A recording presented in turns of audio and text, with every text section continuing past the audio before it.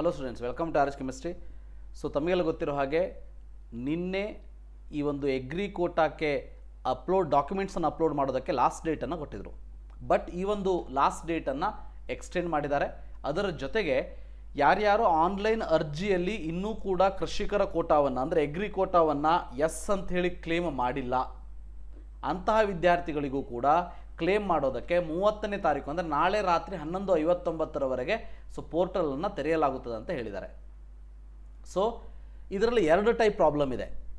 ಒಂದು, ಆಲ್ರೆಡಿ ನೀವು ಅಪ್ಲಿಕೇಶನ್ ಫಾರ್ಮಲ್ಲಿ ಎಸ್ ಅಂತ ಕೊಟ್ಟಿದ್ದೀರಿ, ಈವನ್ ಸೆಂಟರ್ ಕೂಡ ಪ್ರಿಂಟ್ ಆಗಿದೆ. ಬಟ್ ನೀವು ಅಪ್ಲಿಕೇಶನ್ ಅಂದರೆ ಈ ಒಂದು CET ನಂಬರ್ನ ಹಾಕಿಬಿಟ್ಟು ಲಾಗಿನ್ ಆಗೋದಕ್ಕೆ ಹೋದಾಗ ಅಪ್ಲೋಡನ್ನು ಮಾಡೋದಕ್ಕೆ so CET number does not exist ಅಥವಾ you are not claimed agri quota ಅಂತ ಬರ್ತಾ ಇದೆ.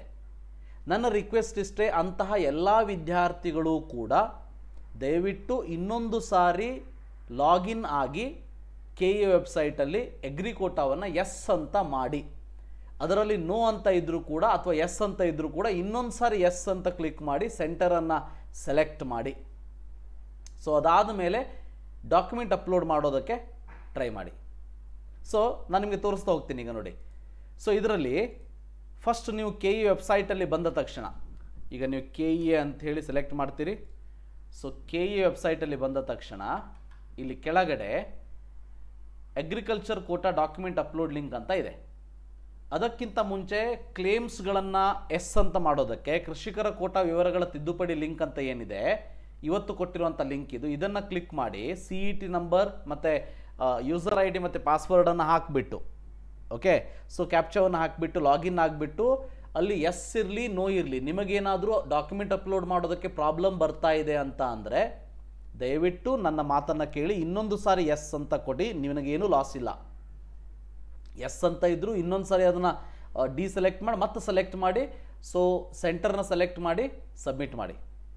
ಅದಾದ ಮೇಲೆ ನೀವೇನು ಮಾಡಬೇಕು ಅಂತ ಅಂದರೆ ಈ ಡಾಕ್ಯುಮೆಂಟ್ ಅಪ್ಲೋಡ್ ಲಿಂಕನ್ನು ಕ್ಲಿಕ್ ಮಾಡಿದ ತಕ್ಷಣ ಈ ರೀತಿ ಒಂದು ಪೇಜ್ ನಿಮಗೆ ಕಾಣಿಸ್ತದೆ. ಸೊ ಇಲ್ಲಿ ನಿಮಗೆ ಡೇಟನ್ನು ಇನ್ನೊಂದು ಸಾರಿ ನೋಡಿ, ಇಲ್ಲಿ ಕಮೆನ್ಸ್ಮೆಂಟ್ ಆಫ್ ಆನ್ಲೈನ್ ಅಪ್ಲಿಕೇಶನ್ 15ನೇ ತಾರೀಕು ಅಂತ ಇದೆ, ಲಾಸ್ಟ್ ಡೇಟು ಅಪ್ಲೋಡ್ ಆನ್ಲೈನ್ 2ನೇ ತಾರೀಕು ಅಂತ ಇದೆ, May 2 ನೋಡಿ. ಸೊ ಹಾಗಾದರೆ May 2 ತನಕ ಟೈಮನ್ನು ಕೊಟ್ಟಿದ್ದಾರಾ ಅಂತ ಕೇಳಿದರೆ ಹಾಗಲ್ಲ, 30ನೇ ತಾರೀಕು ತನಕ ಟೈಮನ್ನು ಕೊಟ್ಟಿದ್ದಾರೆ. ಆಲ್ರೆಡಿ ನಿಮ್ಮ ಡಾಕ್ಯುಮೆಂಟ್ ವೆರಿಫಿಕೇಷನ್ ನಡೀತಾ ಇದೆ. 2ನೇ ತಾರೀಕಿಗೆ ಯಾರದ್ದು ಸೆಲೆಕ್ಟ್ ಆಗಿದೆ ಯಾರದ್ದು ಎಲಿಜಿಬಲ್ ಆಗಿಲ್ಲ ಅನ್ನೋ ಲೀಸ್ಟನ್ನು ಕೊಡ್ತಾರೆ. ಅದಾದ ಮೇಲೆ ಮತ್ತೆ 2 ದಿನ ನಿಮಗೆ ಟೈಮನ್ನು ಕೊಡ್ತಾರೆ. ಸೊ ಬಟ್ ಇಲ್ಲಿ ಲಾಸ್ಟ್ ಡೇಟ್ ಅಪ್ಲೋಡ್ ಆನ್ಲೈನ್ 2ನೇ ತಾರೀಕು ಅಂತ ಇದೆ. ಐ ಥಿಂಕ್ ನಿಮಗೆ 2ನೇ ತಾರೀಕು ತನಕ ಅಪ್ಲೋಡ್ ಮಾಡೋದಕ್ಕೆ ಟೈಮನ್ನು ಕೊಟ್ಟಿರುವಂಥದ್ದು. ಸೊ ಅದಕ್ಕೆ ವರಿ ಮಾಡ್ಕೊಳಕ್ಕೆ ಹೋಗಬೇಡಿ. ಇವತ್ತು ಎಸ್ ಅಂತ ಕೊಟ್ಟುಬಿಟ್ಟು ಇವತ್ತು ಅಥವಾ ನಾಳೆನೇ ಅದನ್ನು ಡಾಕ್ಯುಮೆಂಟ್ ಅಪ್ಲೋಡ್ ಮಾಡಿಬಿಡಿ. ಅದಾದ ಮೇಲೆ ಕರೆಕ್ಷನ್ ಅವರು ಡಾಕ್ಯುಮೆಂಟ್ ವೆರಿಫಿಕೇಷನ್ ಮಾಡಿಬಿಟ್ಟು ಎಲಿಜಿಬಲ್ ಲೀಸ್ಟನ್ನು ಕೊಡ್ತಾರೆ. ಲೀಸ್ಟನ್ನು ಕೊಟ್ಟ ಮೇಲೂ ಕೂಡ ನಿಮಗೆ 2 ದಿವಸ ಟೈಮನ್ನು ಕೊಡ್ತಾರೆ. ಯಾವುದು ಸರಿ ಇದೆ ಯಾವುದು ಸರಿ ಇಲ್ಲ ಅನ್ನೋದಕ್ಕೆ ಸೊ ಕ್ಲಾರಿಫಿಕೇಷನನ್ನು ಕೇಳ್ತಾರೆ. ಅಥವಾ ಆ ಸಮಯದಲ್ಲಿ ನಿಮಗೆ ಯು ಆರ್ ನಾಟ್ ಎಲಿಜಿಬಲ್ ಅಂತ ಬಂದರೆ ಕರೆಕ್ಟಾಗಿ ಸರ್ಟಿಫಿಕೇಟ್ ತೊಗೊಂಡು ಆ ಯೂನಿವರ್ಸಿಟಿಗೆ ಹೋದರೆ ಅಲ್ಲೂ ಕೂಡ ನಿಮಗೆ ವೆರಿಫಿಕೇಷನ್ ಮಾಡಿಬಿಟ್ಟು ಎಸ್ ಅಂತ ಮಾಡಿಕೊಡ್ತಾರೆ. ಅದಾದಮೇಲೆ ಹಾಲ್ ಟಿಕೆಟ್ ಡೌನ್ಲೋಡ್ ಮಾಡ್ಕೊಳ್ಳೋದಕ್ಕೆ 10ನೇ ತಾರೀಕು ತನಕ ಟೈಮ್ ಇದೆ. ಎಕ್ಸಾಮ್ ಡೇಟು 14ನೇ ತಾರೀಕಿದೆ. ಸೊ ಇದಿಷ್ಟು ರೀಸೆಂಟಾಗಿ ಬಂದಿರೋಂಥ ಒಂದು ನೋಟಿಫಿಕೇಷನ್. ಕರೆಕ್ಟಾಗಿ ಅರ್ಥ ಮಾಡ್ಕೊಳ್ಳಿ. ಯಾರ್ಯಾರು ಅಗ್ರಿಕಲ್ಚರ್, ಯಾಕಂದರೆ ಭಾಳ ಜನ ವಿದ್ಯಾರ್ಥಿಗಳು ನನಗೆ ಫೋನ್ ಮಾಡಿದ್ದಾರೆ, ಮೆಸೇಜ್ ಮಾಡಿದ್ದಾರೆ, ಇನ್ನೊಂದು ಅವಕಾಶ ಕೊಡಿಸಿ ಅಂತ. ಸೊ KE ಅವರೇ ಇನ್ನೊಂದು ಅವಕಾಶವನ್ನು ನಿಮಗೆ ಮಾಡಿಕೊಟ್ಟಿರುವಂಥದ್ದು. ಈ ಒಂದು ಅವಕಾಶವನ್ನು ಸದುಪಯೋಗ ಪಡಿಸ್ಕೊಳ್ಳಿ. ಕೃಷಿಕರ ಕೋಟಾದ ಕ್ಲೇಮ್ ಮಾಡೋದಕ್ಕೆ ಲಾಸ್ಟ್ ಡೇಟ್ ನಾಳೆ ತನಕ ಟೈಮ್ ಇದೆ. ಸೊ ಆ ಕ್ಲೇಮನ್ನು ಎಸ್ ಅಂತ ಮಾಡ್ಕೊಳ್ಳಿ. ಅದಾದಮೇಲೆ ಡಾಕ್ಯುಮೆಂಟ್ ಅಪ್ಲೋಡ್ ಮಾಡಿ 2ನೇ ತಾರೀಕು ತನಕ ಟೈಮನ್ನು ಕೊಟ್ಟಿದ್ದೀವಿ ಅಂತ ಹೇಳಿದ್ದಾರೆ. ಸೊ ಅದಾದಮೇಲೆ ಡಾಕ್ಯುಮೆಂಟ್ ವೆರಿಫಿಕೇಷನ್ ಮಾಡಿ ಎಲಿಜಿಬಲ್ ಲೀಸ್ಟನ್ನು ಕೊಡ್ತಾರೆ. So thank you for watching. Have a nice day.